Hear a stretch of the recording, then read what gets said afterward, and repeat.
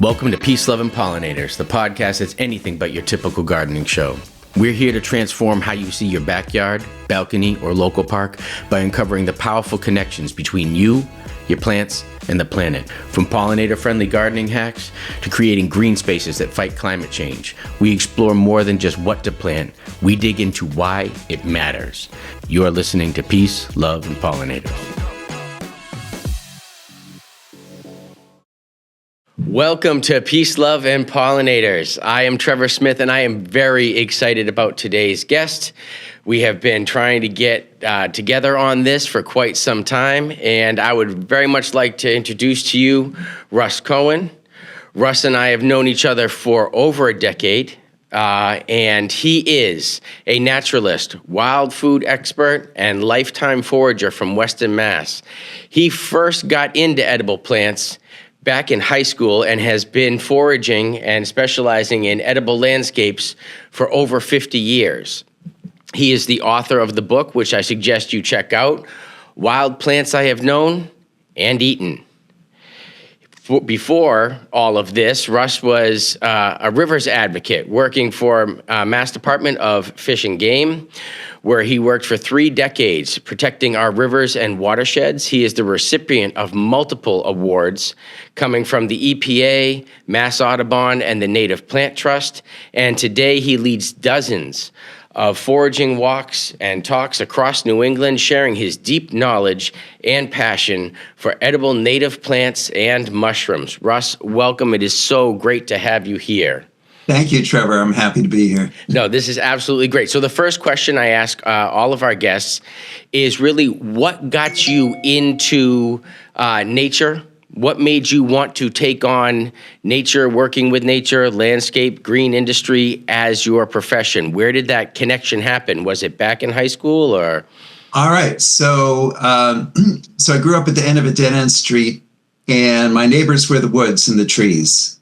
And I did not have a particularly happy childhood just because I was a scrawny little kid and not particularly smart or athletic. And so I didn't really fit into any cliques in school, but the woods was my welcoming place. And so I would go there and feel very much at home.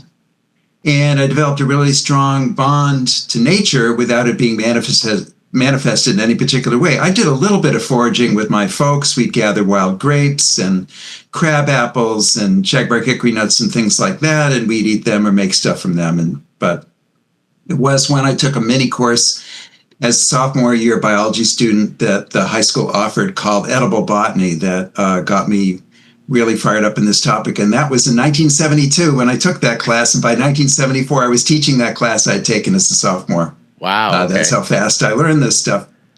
And I should tell you, in case any of your listeners don't know this, that when I'm nibbling on things, I'm nibbling on everything that's yummy. So I don't confine myself to native species. I'm nibbling on edible weeds, edible invasive species, anything that's yummy, I'm happy to pick and eat and tell other people about. But in terms of planting things and propagating things and adding things to landscape, I'm focused exclusively on native plants.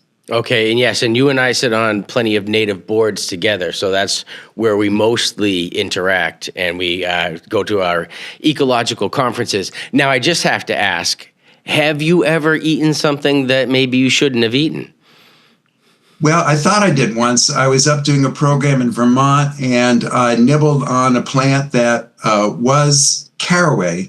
And caraway looks a lot like poison hemlock. And I had a panic attack after I did, and I thought I should check myself into a hospital just to make sure.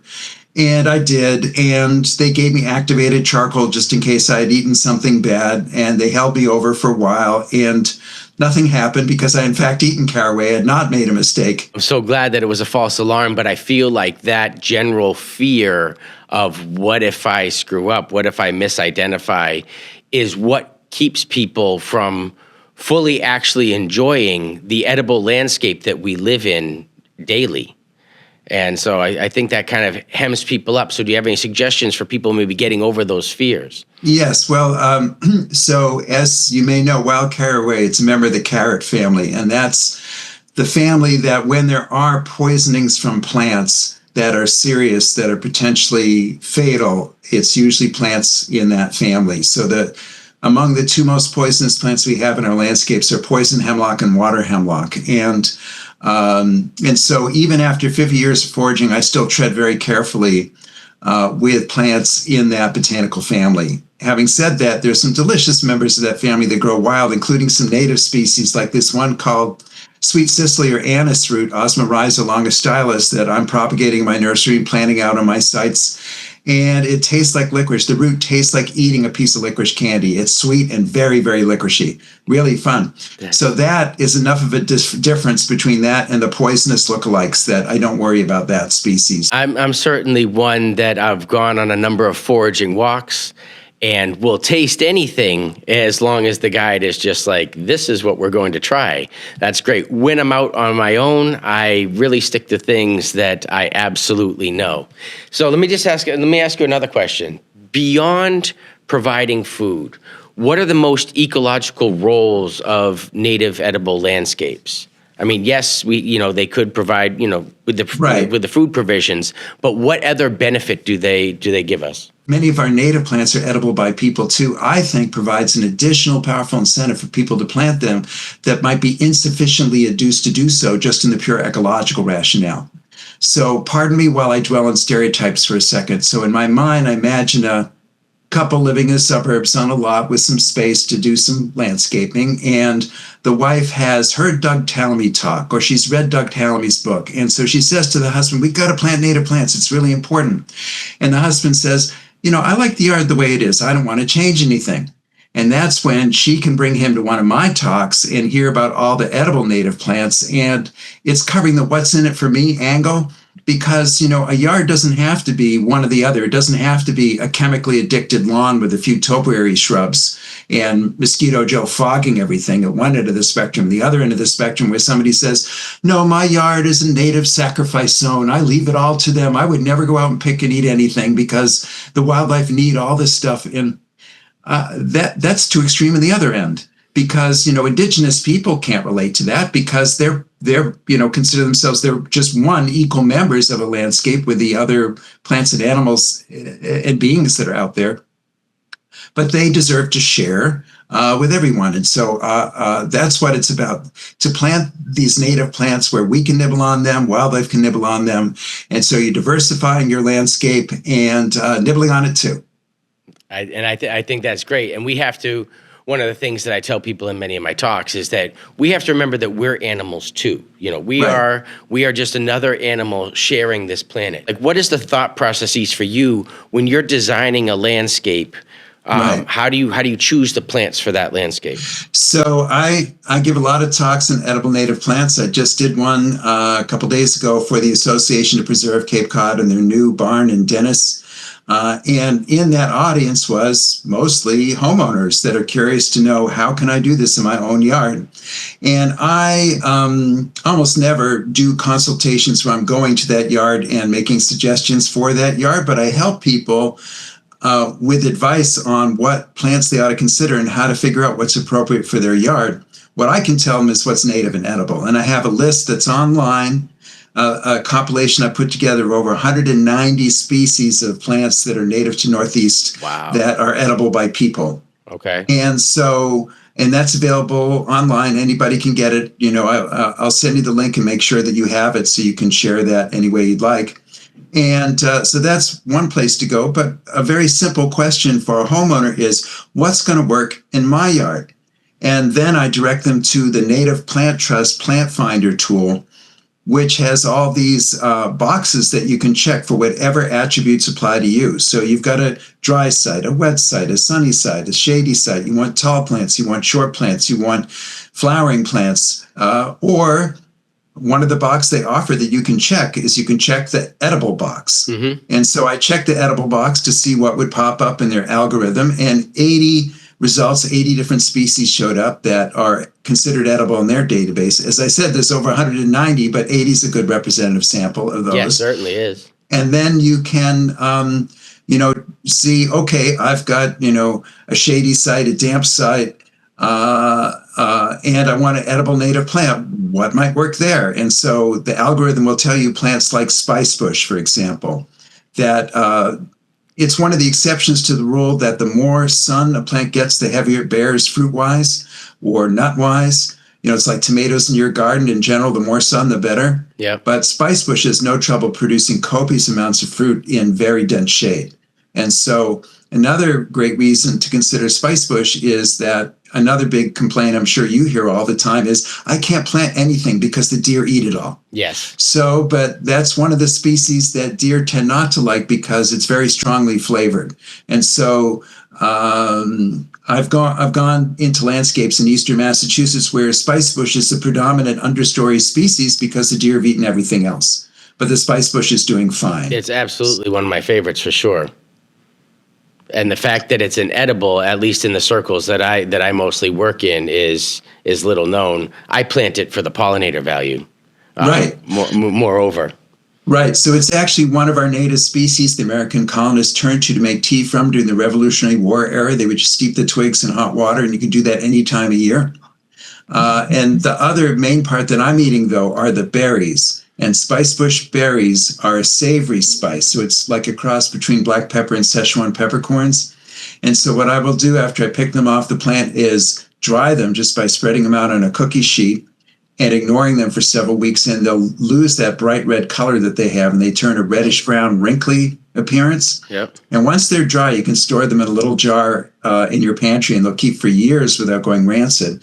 And then when you want to use them, you just grind up a few and then, like a little mortar and pestle, and then add that to your savory dish to add a savory, spicy flavor. I just find this so exciting and cool. Keep going. I tell people, and this is where, I make sure they understand the other values of these plants, that spice bush berries, because they're high in lipids, they offer a lot of energy value to songbirds. And so songbirds know this, and they seek out spice bush berries to eat to help fatten up to fuel their southward migrations. So I encourage people, if you're ever gathering spice bush berries in the wild, to make sure you leave lots of berries on those plants so the songbirds get what they need.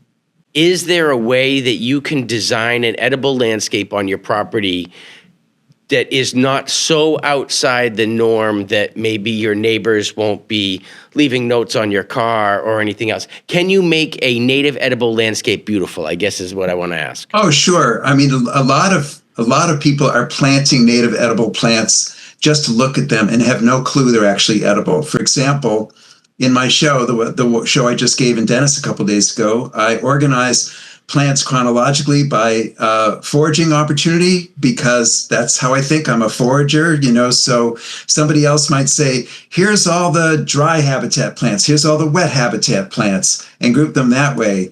But I grouped them by foraging opportunity. So among the very first plants in my show that I cover are fiddleheads, primarily the ostrich fern fiddlehead, Matutia struthiopteris. And I show a slide in my show of a landscape in Lexington, Mass, where people have planted the ostrich ferns in the yard. And I don't know this for sure, but I'm pretty confident that homeowner has no clue it's actually the edible fiddlehead fern. Mm. They just like the way it looks.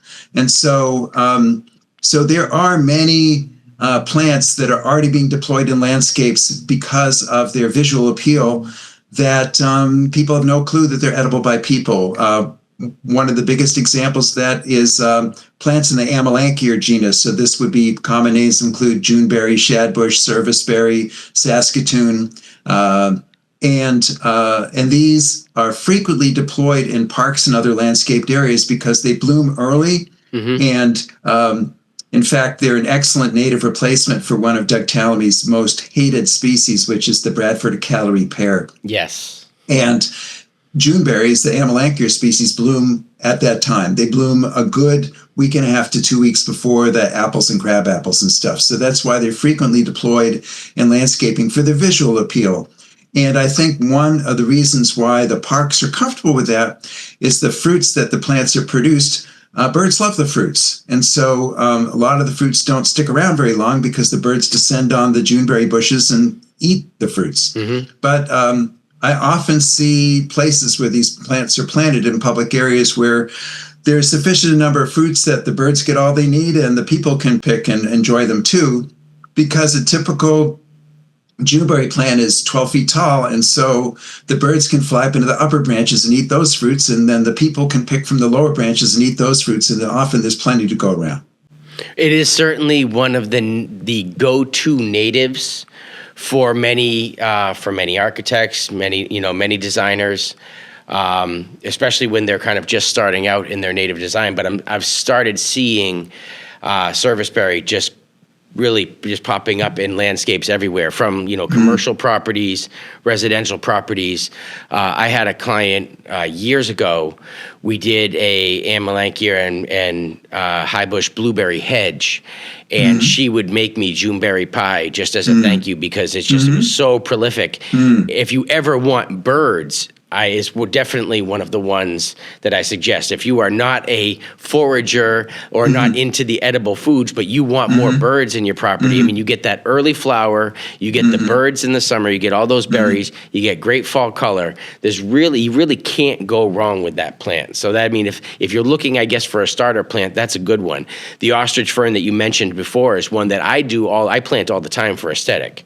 I really plant it, constantly, just because I love its height. I love how it fills out and kind of throws like a little visual, jolt into the landscape. But it just so happens that fiddleheads are also one of those springtime delicacies that I find. And what I like about, and you can probably certainly speak to this, but what I really like about foraging or wild eating is it forces you to eat seasonally. Like, you don't get fiddleheads.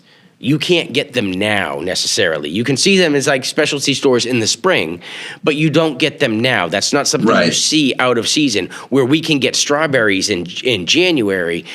When you eat wild and when you eat with your landscape, you're forced to eat in season, which is actually how we're supposed to eat anyway. Right. So what I point out to people is that we've gotten a little spoiled as a culture. We're getting used to going to the store and buying anything we want any day of the year we want, and wild plants don't work that way. They often have pronounced seasons, and sometimes those seasons are rather brief.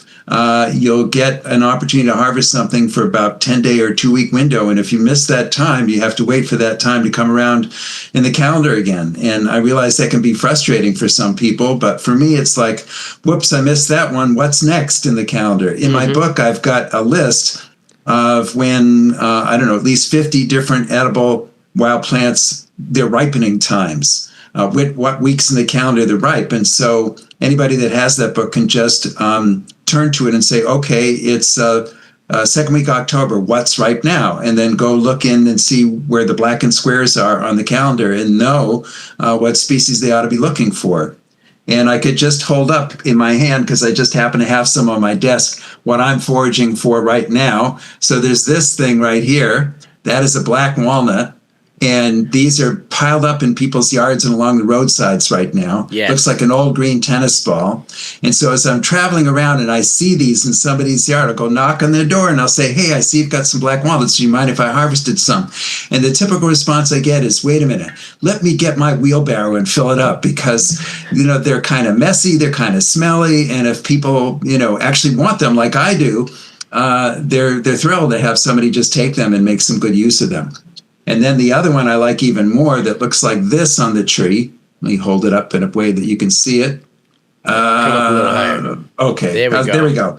So that's a shagbark hickory nut. That's what it looks like on the tree. And often when this part hits the ground, that 4-parted green husk bursts off, and then you have something that looks like that. That's the shagbark hickory nut, which you crack open to get the nut meat. And so both of those nut species are in season now. I'm gathering them now. All right, so one of the very first treats, and this must have been back in probably like 2013 or so, was the hickory brownies that you brought to the Ecological Landscape Conference. And I remember we had just met, and I remember you offering one to me, and I just thought it was the coolest thing. Because I'm like, all right, yeah, sure, I'll give this a try. I know hickory nuts. I've tasted hickory nuts. Those brownies, though, were just so good. So I think it's just wonderful, like how you can really just capitalize on this free food and on these things that are in your yard. And again, how you can really celebrate the season. Like you said, I mean, between the black walnut and the hickory nut, you can really celebrate autumn, by taking advantage of those nut meats. Right. So I should say that shagbark hickory is my number one favorite wild edible, and it's what got me started on this current thing I'm doing, my post-retirement pursuit, playing the role of Johnny Appleseed for native edible species. I thought, this nut that I love so much, yes, I'm harvesting thousands of them from existing big trees that are out there producing, but wouldn't the world be a better place if there were more shagbark hickory trees? So I started setting aside some of the nuts I would harvest and propagate trees from them. And so that was my first attempt at native edible species propagation. And then that started to go well. And I thought, why am I just doing hickories? Why don't I do everything? Why don't I try to grow all 190 species? And so in this nursery I have, which is currently located in Weston, I have over 1,000 plants, and most of the plants I grew from seed that I gathered myself, and then I work out arrangements with land trusts and cities and towns and state federal agencies and schools and colleges, tribal groups and individuals, organic farms and others to plant plants in my nursery in appropriate places in their properties. And it's not a business. I give away all the plants I'm growing. It's just my way to say thank you to Mother Nature and gratitude for all the stuff I've been nibbling on all these years. That's absolutely wonderful. And then going back to the Are Edible Landscapes and Native Plants Messy? I hope that people who have been cursing their black walnut for years and years and years might actually look at all those green tennis balls laying in their lawn a little differently and maybe figure out how they can use them and prepare them and make them delicious. Well, I can say certainly for the folks that attend my talks, I would say maybe 80% of the time I'll hear from the audience, that thing is edible. It's all over my yard. Yep. And now sometimes they might, just continue to ignore it and not use it. But I'm sure in a lot of cases, people say, I've got this wonderful thing and I haven't been using it. I need to try it. And I'm sure a lot of people are trying it and like you are, very favorably impressed with how tasty this stuff can be. So this is not knowledge that we should, set aside for only when the poop hits the fan and, there's no places to buy food and we have to forage. God forbid that should ever happen. And it's not my approach to this subject at all. This is more a celebratory thing. Yeah. Because so much of the message these days we get about environment and humans' impact on the environment is, with climate change and all the things where our fingerprints are involved on it. We've caused all these problems. That's all true, and we got to pay attention to that. But in the meantime, let's not forget to celebrate nature and just groove on how great it is. And just, so I describe what I do, nibbling on wild nuts and berries and shoots and leaves and all that stuff. It's my form of communion. The outdoors is my house of worship, and my form of communion, instead of wine and wafers, it's nibbling on all these wild things. And I see it as very analogous to the more liturgical approach. Absolutely, and I totally agree, and I actually think that's a beautiful way to put it. Our connection to the planet, our connection with nature, happened when we were young. So I work a lot, with children, and I think that's a great time to connect with the planet. But this too, through Edible Landscapes, is also another way that we can kind of find ourselves again. Connected with the planet and feel like we're a part of nature again. However, people will say, well, that's never going to happen because we have so much digital interference and everything else. And, with plenty of the apps that are out there, with the books that are out there, with information you can find online, like this podcast, you can then get the information you need and use that. So I never want to demonize, our digital, portion of of society, but I would like to kind of connect the two, and I think that's where one of these places where this could really happen in just connecting, like going online and finding a recipe for shagbark hickory nuts, et cetera. So I do believe that Edible Landscapes are a great way for people to connect. I also feel that wild foraging, in many of the ways that you've talked about, it's actually say a lot easier for people who think they have a black thumb. I remember during deep COVID, so many people ran out and, they were going to create their Eden in their vegetable gardens and everything, and then realized maybe it wasn't as easy as they thought. And this way, Mother Nature just provides for you. So I think that's also a wonderful thing, because it doesn't matter what color your thumb is. You can just go out and pick these things up and work with them, because nature's grown it for you, and you don't have to toil trying to get more than 3 tomatoes off of your vine. So that's all very true. I do, however, want to say that as much foraging as I do, which is a lot for myself and my family, and to share with my programs and stuff, I have a relatively conventional diet. As I go to supermarkets and restaurants, and I go to farm stands and farmers markets, and I grow lots of fruits and vegetables at home. But in addition to that, I'm nibbling on, maybe 80, 90 different wild things. But I look at it as a fun complement to a conventional diet rather than a substitute for regular eating, because I'm afraid when people take a macho approach to the outdoors and they say, I'm going to prove that I can just live off foraged food, I think there's a chance that they might pick too much than they should for ecological reasons. 100%. And so if you're just looking at it as a good way to nibble on it, to supplement and add to whatever else you're getting your major food from, I think that's a responsible way of interacting. Yes, I in no way was trying to imply that you should center your whole diet around foraged foods. I was just saying it's easier to pick up a bag full of hickory nuts than maybe to perfect that perfect tomato. Although, vegetable growing, different podcast, but vegetable growing is definitely something that I would like to see people do, because again, it connects you to the earth and it connects you to your food,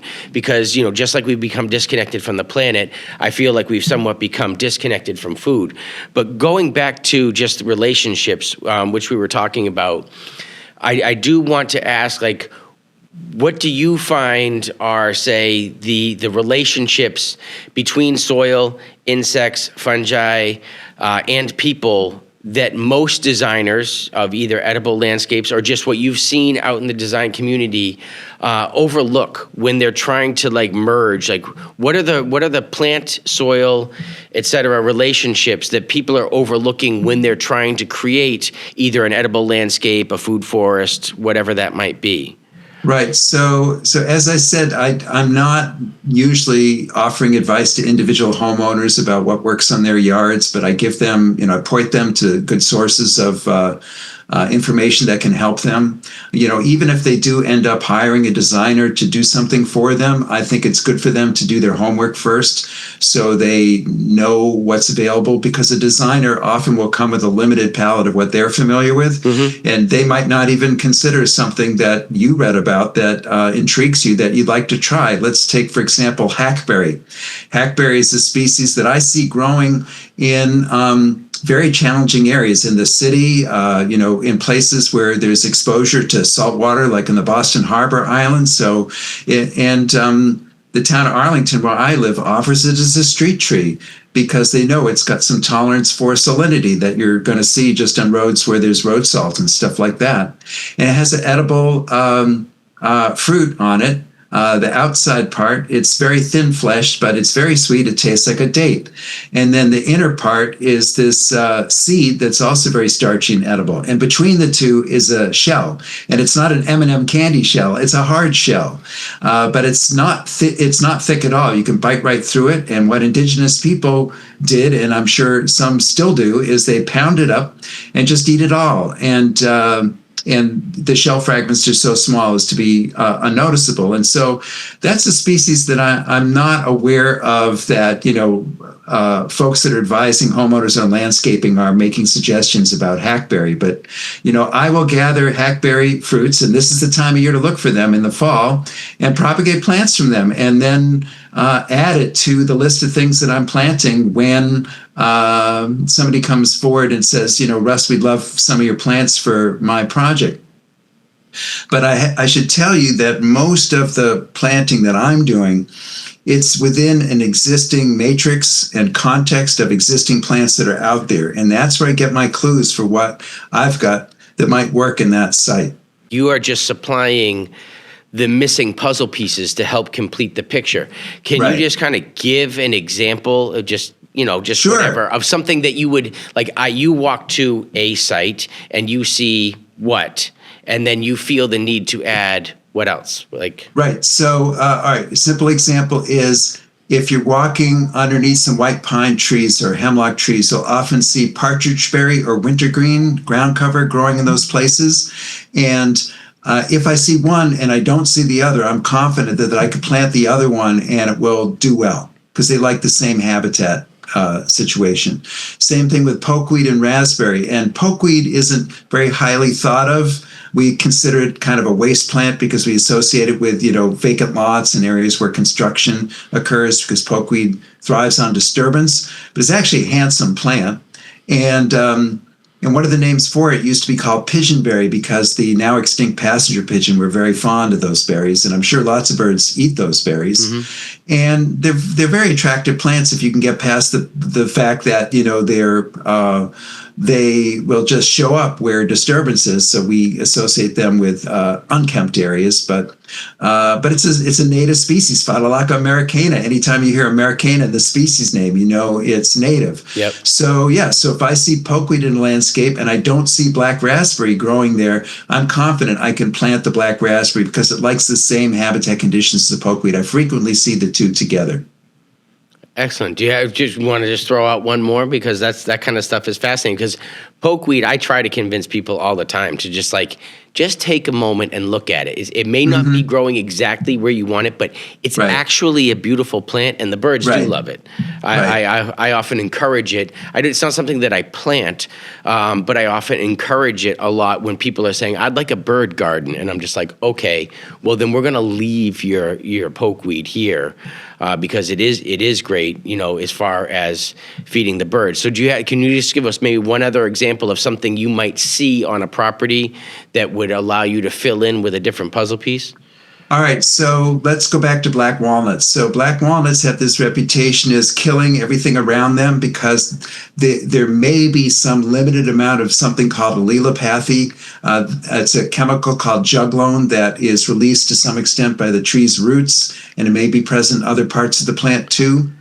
But my understanding is that it only has that adverse effect on some species, and there's many other species that do fine growing under black walnut. And so there's no reason if you've got a black walnut in your property to, panic about, I can't grow anything. There's lots of things that are compatible with black walnut. So species I see growing wild all the time, species like wild lettuce, Lactuca canadensis, which is a very mild form of wild lettuce, and it's just about as tasty as any lettuce that you're cultivating in your garden or could buy at the store. The black raspberry I just mentioned, that has no trouble growing under black walnut. Violets, Viola sororia, very nice species, important to pollinators, edible by people, grows under black walnut. And a lot of nurseries have lists of species that tolerate black walnut. And it's quite a long list, longer than you would think. I had a client request hackberry, going back to your hackberry. Oh, wonderful. And I had to search endlessly to find it. Was so hard to find. And I'm just like, why? I mean, it's like, I know Arlington has it on the list of, for street trees. Right. I know that it lands on some people's lists for conservation and everything. Right. But you can't necessarily just go to a nursery and say, hey, I'd like hackberry, because you're not going to find it. That's a unique find. It took me forever. That's right. So this is kind of a chicken and egg thing, because there's demand for stuff and people are increasingly showing up to nurseries and saying, have you got this? Have you got that? And the nurseries are sort of, sticking to what they know sells. And unfortunately, a lot of that stuff, as you know, it's mass produced by vegetative means. It's not seed grown. Yep. So it's cloned through tissue culture, just, chopping up plants and then rerooting them and stuff. And of course, the most famous example that everybody's heard of where we got into a really bad problem when we grew plants that way is the potato famine. But, in our landscape, if we are growing carbon copies of identical plants, and some pathogen shows up that particular genetic makeup is vulnerable to, then we lose everything. Instead of keeping the diversity built into the plants by growing them by seed, it's going to make our plants that much, and our landscapes that much more resilient if and when, changes happen from climate change or pathogens or whatever. And you just totally, almost, pretty much just answered the next question I had for you, which was, what are the benefits in an era of climate change, with a change in climate? What are the benefits of native edible landscapes, native landscapes? And you very much just touched on that. I don't know if there's anything else you'd like to elaborate with that. Like, how can focusing on native edibles, or focusing on just natives in general, whichever you want to attack, we're here talking about edibles, how can that help us become climate resilient, or how are those plants more climate resilient? All right. Well, first, let me say that people will ask me, are you seeing any evidence of climate change in the foraging that you've been doing? And the answer is, I think so. I'm not, doing any kind of very careful scientific studies, but for example, two species that ripen at the same time, black cherry and black elderberry, I used to tell people you'd look for them in the first week of September, and now I think that's too late. I'm seeing them last week of August, maybe even mid-August for those species, and I think that's climate change is responsible for that. So the ripening times of some wild edibles are moving earlier in the calendar, and for people, you just learn that's happening, and then you just adjust your foraging accordingly. So, okay, I got to go out a week or two earlier, look for that now. In terms of the timing for migratory birds and other animals that rely on things to be available at a specific time when they need it to feed their babies in the nest or whatever, it could be more problematic if we start throwing off the phenology of native species through the changing of the climate. One of the points that you made that I would just like to just point out again is that the native species, native edible species, are able to adapt, where cloned species, are essentially like frozen in time, as I kind of think about it. Whereas a native plant will adapt, a little bit better and along with climate change. And I think that is, a key, as far as edibles and or when we're considering native. I think that's a key point that we need to know, that, when we're talking about ecotypic plants, and the such, having that local seed, having that local plant, it is much more adapted to the site, the area, and will continue to adapt. Okay, so on that subject, just last weekend, there was a big conference up at the Coastal Maine Botanic Garden up in Booth Bay, Maine. And the topic was, I can't remember the actual name of it, but the focus of the conference was, what do we do now that climate change is changing the conditions for plants in the Northeast? And should we just stand back and watch what happens? Or should we take some kind of a proactive role and actually think about assisted migration or managed relocation, are the two terms that are often used for this? And so there seems to be an increasing level of comfort among plant people to do this, and to not just wait and watch as climate change alters the climate so much that some of the plants that are need cold, for example, begin to vanish from our landscape. Like, let's take one native edible species I'm familiar with, hobblebush, Viburnum lanthanoides. This is a species that grows in Massachusetts. I know one good population of it in Cape Ann, but mostly going to see it out in central Mass where there's some elevation, or in western Mass. It likes cool conditions, often north-facing slopes, as an understory tree, often associated with other plants that like that kind of a habitat. And that's the species I think we might begin to see drop out of our landscape if conditions continue to get warmer, and with warmer wetter wet periods and drier dry periods, the way that things seem to be going.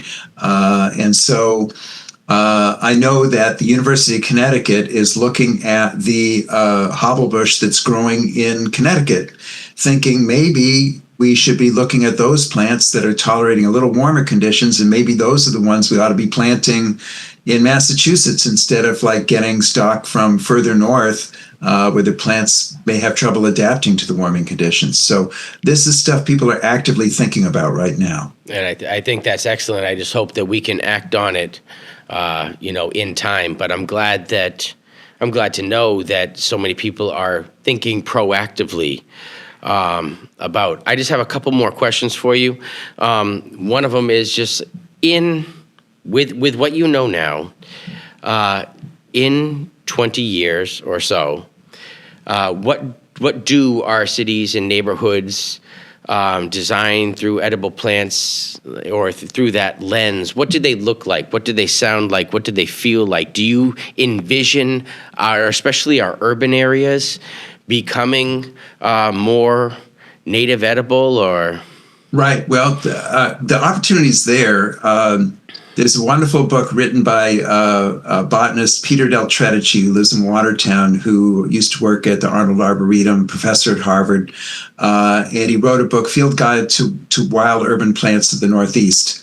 And yes, the plants you'd expect to be in there plants like Ailanthus, tree of heaven, the tree grows in Brooklyn tree. Mm-hmm. But there's a surprising number of native species that tolerate urban conditions. And a very eloquent point that he makes in that book is, you want to know what climate change has in store for us? Go to the city. Yep. Because that's what it's going to be like in a much broader area of our landscape than just the cities right now. So this quote unquote urban heat island effect, just imagine that happening as a baseline condition over much of the state, way beyond cities.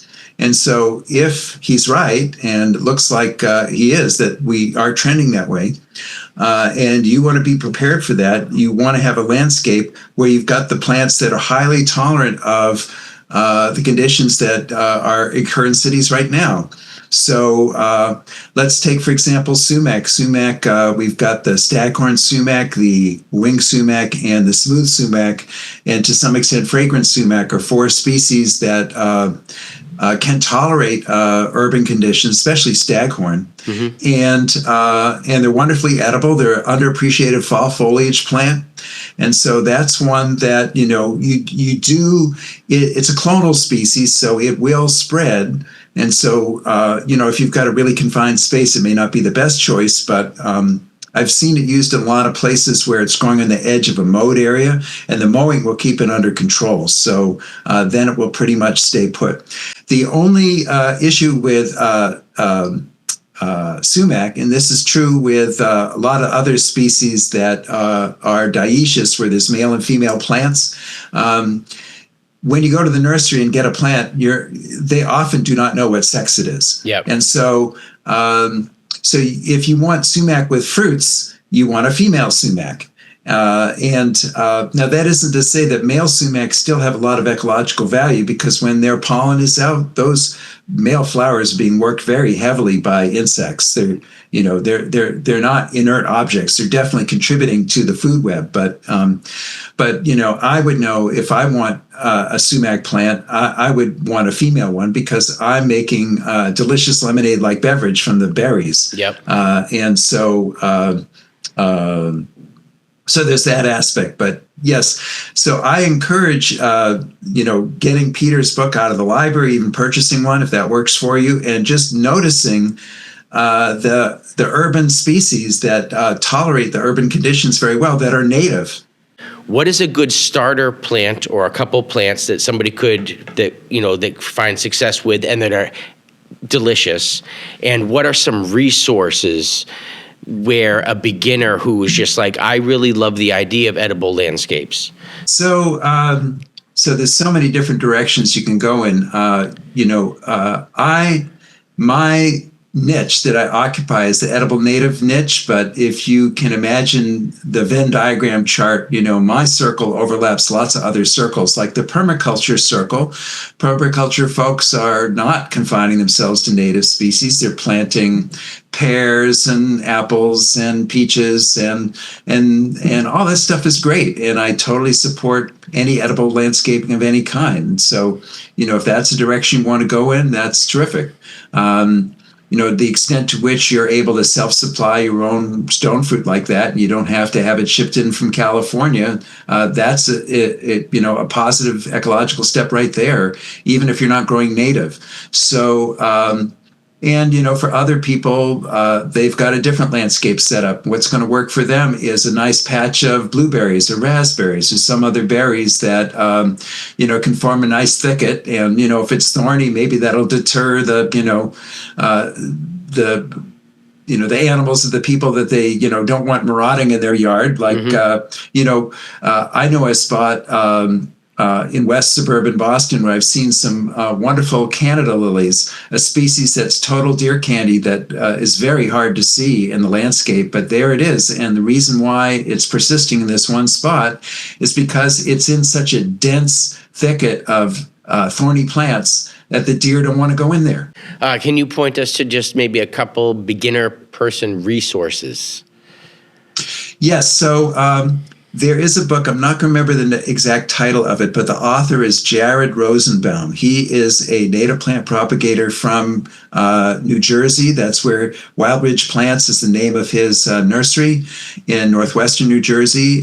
He and his wife, Rachel, are really great plant people. And he wrote a book, and I'm going to paraphrase the name of the book, but it's something like Planting Edible and Medicinal Native Plant Communities. And so he presents a very eloquent argument why everybody should be doing it. Homeowners, parks authorities, everybody should be putting more native edible medicinal plants in the landscape. And he does an excellent job of that. In there, he's got vignettes on many different edible native species, and it's a terrific resource. He doesn't have recipes like my book has, but he has a lot of other very helpful information. So if you feel like your best way to learn this stuff is to sit down with a really good book that is very well researched, makes an excellent argument why we should be doing this, that's the book I'd recommend.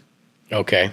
And I would like to recommend Wild Plants I Have Known and Eaten, your book. Please definitely check that out. Russ, thank you so much for joining us. This has been a great conversation. And that'll do it right now for Peace, Love, and Pollinators. Join us next time, and we look forward to seeing you soon.